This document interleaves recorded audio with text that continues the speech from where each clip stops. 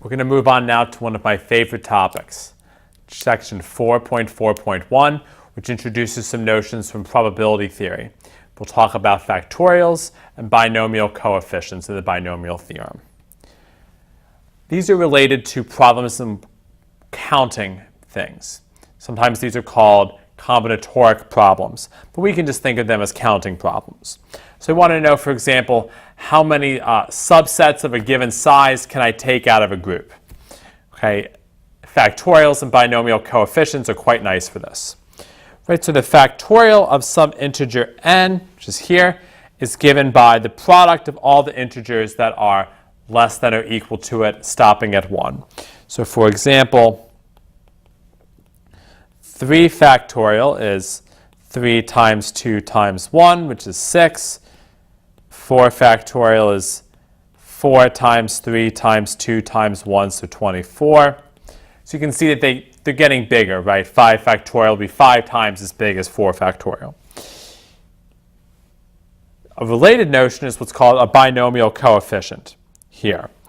And this is a way of combining different types of factorials. So you typically read this aloud as n choose k. And this refers to the fact that this number will describe for us how many groups of size k there exist from a set of size n. Okay, so I should say here it's implicit that k is less than or equal to n. And this number is equal to n factorial divided by the quantity n minus k factorial times k factorial. So it looks a bit intimidating, but it's not too bad in practice. So let's look, for example, at 5 choose 4. So this is the number of groups of size 4 that I can choose from 5 elements.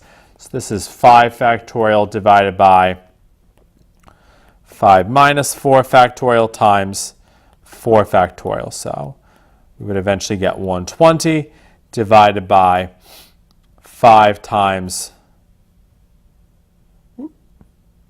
1 times 24, which is equal to 5. And we can do similar computations for other values of n and k. We'll look now at more specific properties of factorials and binomial coefficients before relating them to counting problems and what's called the binomial theorem.